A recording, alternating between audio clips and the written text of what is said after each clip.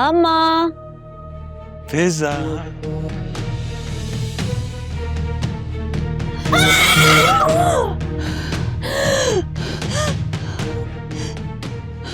नहीं अम्मा, अम्मा, अम्मा, अम्मा। फिजा बेटा क्या हुआ है, क्यों चीख रही हो? अम्मा, अम्मा मैं डर गई थी। अम्मा मुझे लगा सुल्तान आ गया। या अल्लाह खैर। अच्छा तुम परेशान मत हो, मैं दम कर देती हूँ।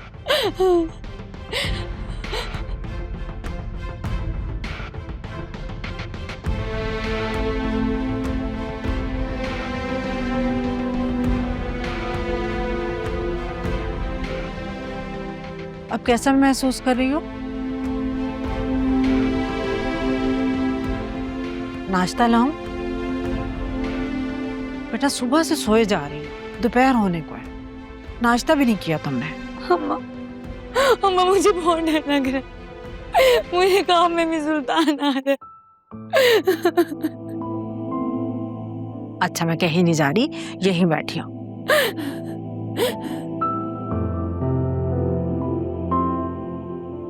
तुम्हें पता है जब तुम छोटी सी थी और रात को डर जाती थी ख्वाब में, फिर जोर जोर से चीखती थी और रोती थी, ज़ोया और आलिया तुम्हें चुप कराती थी और तुम और चीखती थी और रोती थी।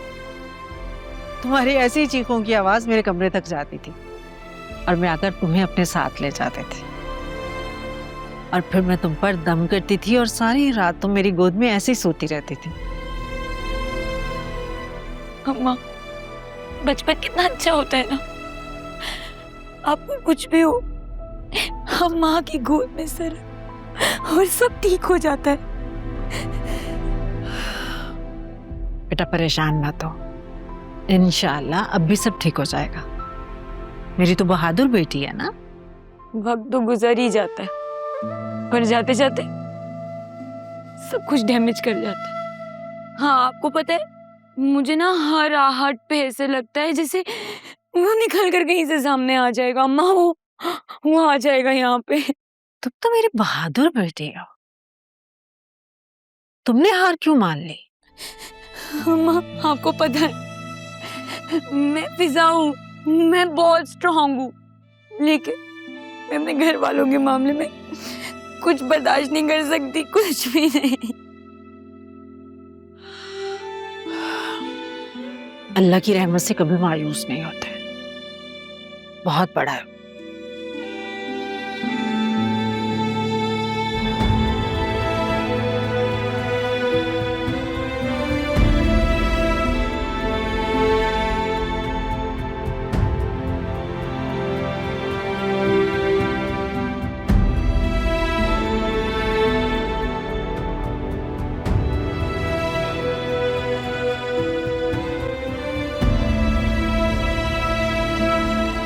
मुझे तो समझ ही नहीं आ रहा कि अब क्या होगा, जैसे हम जीता हुआ केस ही हार गए। अदालत में उसका चेहरा देखा था आपने,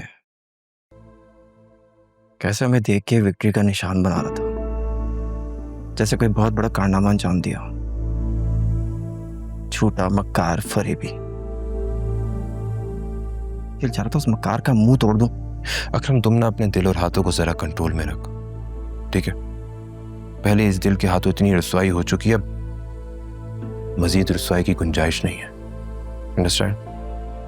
बहरहाल अब फिजा की शादी करना बहुत जरूरी हो गया है, वरना ये सुल्तान ये तो फिजा का पीछा ही नहीं छोड़ेगा। तुम लोगों की गलत फहमी है कि वो बाज आ जाएगा। ऐसे बेगैरत लोगों को इन सब बातों से कोई फर्क नहीं पड़ता है। मुझे तो ये मम्मी की समझ में नहीं आ रही है, वो बिल्कुल भी नहीं मानेंगी। भाई आप एक बार मम्मी से बात तो करके देखें प्लीज। वैसे मैं 2 दिन के बाद एक इंटरनेशनल ट्रिप पर जा रहा हूँ, ऑफिशियल मीटिंग है। उसके बाद वापस आकर मैं मम्मी से बात करने की कोशिश करूँगा, लेकिन मैं मम्मी को एक लिमिट से ज़्यादा पुश नहीं कर सकता। जुनैरा की वजह से मम्मी बहुत परेशान है और मैं नहीं चाहता कि घर में किसी किस्म का कोई पैनिक क्रिएट हो। चाहती तो मैं भी यही हूँ कि जुनैरा की प्रॉब्लम सॉल्व हो जाए, उसके बाद ही इस रिश्ते की बात की जाए, लेकिन अम्मा और बाबा इन्होंने बहुत प्रेशर डाला हुआ है, स्पेशली आज कोर्ट हियरिंग के बाद। आलिया, ये शोर कैसा है? शादी वादी हो रही है किसी की? हाँ, हो सकता है मोहल्ले में किसी की शादी हो रही हो।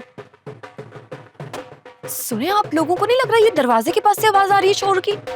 अभी आप रुके, हम देखते हैं। चेक करो, तुम बैठो 1 मिनट।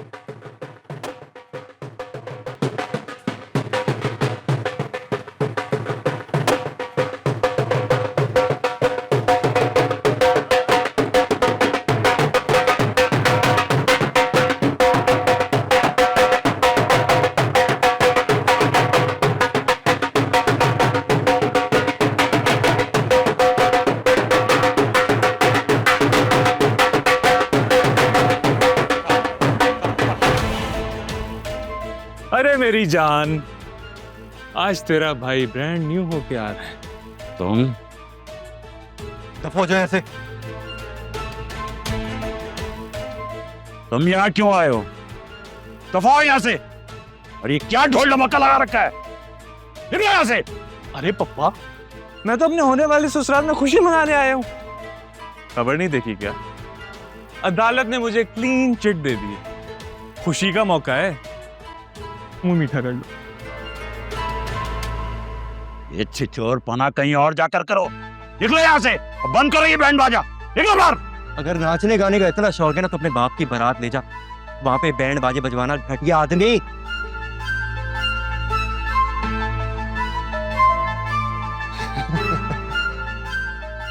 मैं आज बहुत खुश हूं, इसलिए अपने छोटे भाई की बदतमीजी को इग्नोर करूंगा। लेकिन बार बार ऐसा नहीं होगा कि अगर मुझे गुस्सा आया तो तेरे लिए मसला खड़ा हो जाएगा। जेल की रातें याद है? खैर, मैं अपनी होने वाली बेगम से मिलने आया हूं। फिजा, खबरदार जो अपने जुबान से मेरी बेटी का नाम लिया, खबरदार। अगर अपनी खैरियत चाहता है ना तो अभी और इसी वक्त यहाँ से दफा हो जा, वरना मैं तुझे किसी भी हाल का नहीं छोड़ूंगा सुल्तान। तुम लोग मेरा कुछ नहीं उखाड़ सकते। ट्रेलर तो पहले से देख ही चुके हो।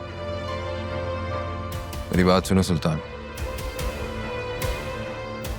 अंदर बैठ के बात करते हैं। शरीफों का मोहल्ला है ये, मैं नहीं चाहता यहाँ किसी किस्म का कोई तमाशा हो। अपने इन टुच्चों को बोलो कि बाहर जाए।